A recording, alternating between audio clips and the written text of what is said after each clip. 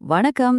நம்மள பல பேர் ஆன்லைன்ல பணம் அனுப்பும்போதோ, இல்ல ஏதாச்சும் பொருள் வாங்கும்போதோ, கடைசி நிமிஷத்துல ஒரு 6 இலக்க நம்பருக்காக வெயிட் பண்ணுவோம். கரெக்ட்டா? அதுதான் ஓடிபி. அதாவது ஒன் டைம் பாஸ்வேர்ட். நம்ம பணத்தோட பாதுகாப்பு மொத்தமும் அந்த 6 நம்பர்ல தான் அடங்கியிருக்குன்னு நம்ம முழுசா நம்பிட்டு இருக்கோம்.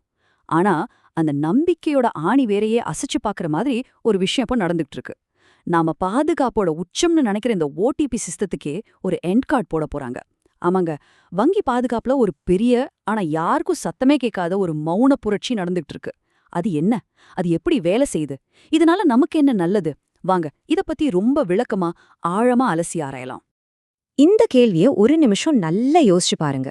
காலையில எழுந்திருச்சு காஃபிக்கு பே பண்றதுல இருந்து ராத்திரி தூங்குறதுக்கு முன்னாடி ஆன்லைன்ல ஏதாச்சும் ஆர்டர் பண்ற வரைக்கும் இந்த ஓடிபி நம்ம வாழ்க்கையோட ஒரு பகுதியாவே மாறிடுச்சு. நம்மளோட டிஜிட்டல் கோட்டையோட மெயின் காவலாளியே இந்த ஓடிபி தானே சொல்லலாம்.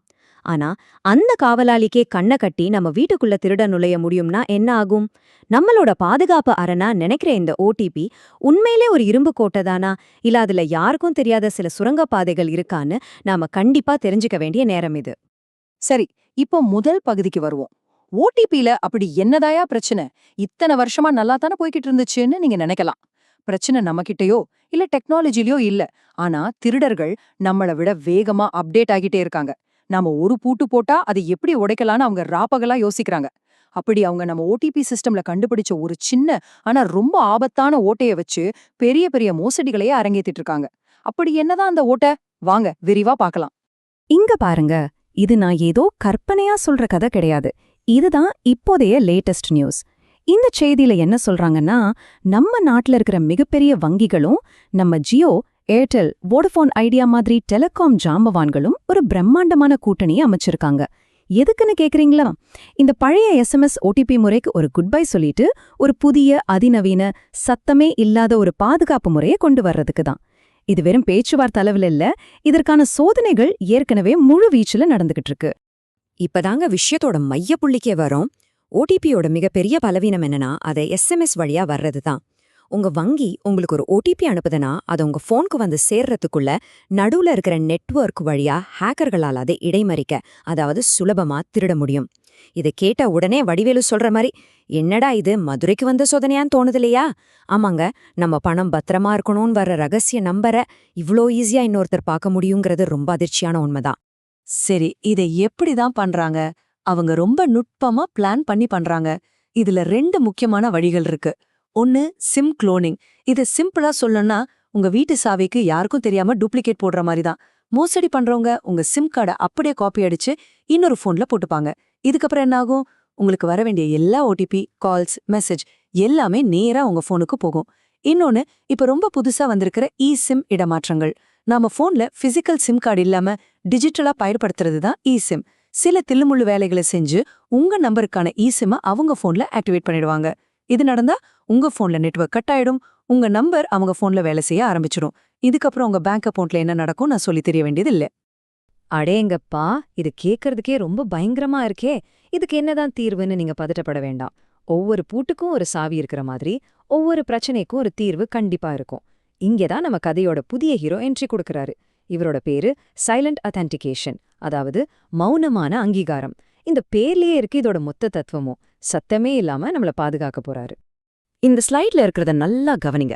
இதுதான் அந்த புதிய டெக்னாலஜியோட முழு விளக்கம். ரொம்ப சிம்பிளா சொல்லணும்னா, நீங்க ஒரு பண பரிவர்த்தனை செய்யும்போது உங்ககிட்ட ஓடிபி கேட்கறதுக்கு பதிலா பேக்ரவுண்ட்ல ஒரு ரகசிய செக்கிங் நடக்கும். உங்க வங்கி உங்க டெலிகாம் கம்பெனிக்கு, அதாவது ஜியோக்கோ ஏர்டெல்கோ ஒரு சிக்னல் அனுப்பும்.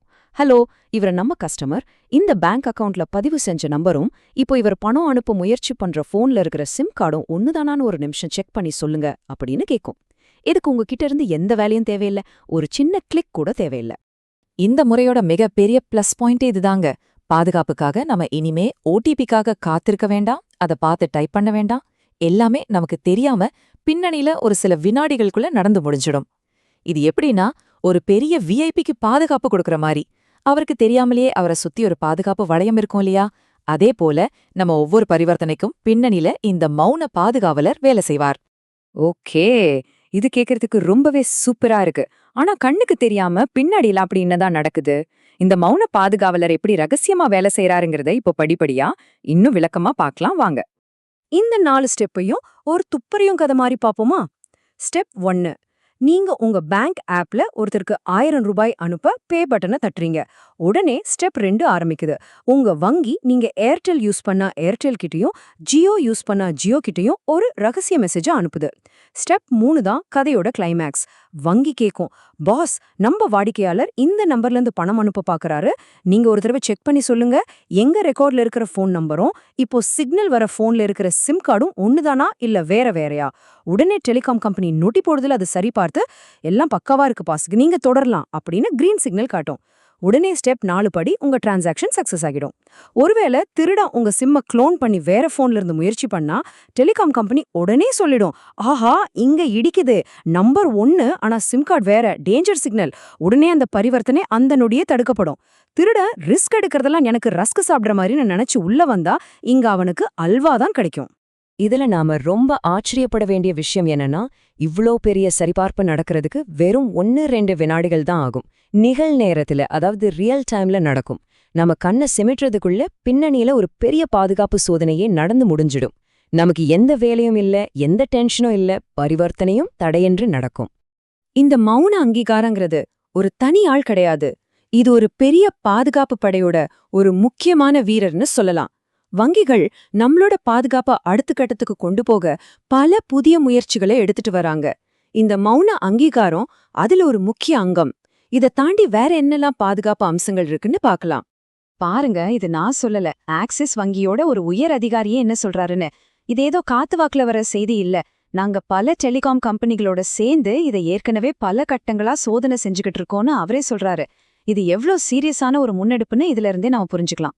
பாத்தீங்களா, இந்த மௌன அங்கீகாரம் மட்டும் இல்ல, நம்ம ஆதார் கார்டை வச்சு முகத்தை ஸ்கேன் செஞ்சு பணம் அனுப்புறது, பேங்க் ஆப்புள்ளேயே தனியா ஓடிபி உருவாக்குறதுன்னு பல புதிய பாதுகாப்பு அம்சங்கள் வரிசை கட்டி நிக்குது. இதெல்லாம் எதுக்குன்னா, நம்ம இந்திய ரிசர்வ் வங்கி, அதாவது ஆர்பிஐ, எல்லா பரிவர்த்தனைக்கும் 2 அடுக்கு பாதுகாப்பு, அதாவது 2 ஃபேக்டர் ஆத்தென்டிகேஷன் கட்டாயம்னு ஒரு சட்டம் போட்டிருக்கு. அதுக்கு இணங்கவும் அதே சமயம் மக்களுக்கு எந்த சிரமமும் இல்லாம அதை செயல்படுத்தவும் வங்கிகள் இந்த மாதிரி புதிய டெக்னாலஜிகளை கொண்டு வராங்க. சரி, இவ்ளோ நேரம் டெக்னாலஜிய பத்தி பேசணும். இதனால கடைசில நமக்கு, அதாவது வாடிக்கையாளர்களுக்கு என்ன பயன்? நம்மளோட பாதுகாப்பு எப்படி தடையே இல்லாம இன்னும் எளிமையா மாறப்போகுதுன்னு இப்ப ஒரு நேரடி ஒப்பீட்ல பார்க்கலாம். இந்த அட்டவணைய பாருங்க. 2க்கும் இருக்கிற வித்தியாசத்தை வடிவேலு சொல்ற மாதிரி அது வேற இது வேறுன்னு சுலபமா புரிஞ்சுக்கலாம்.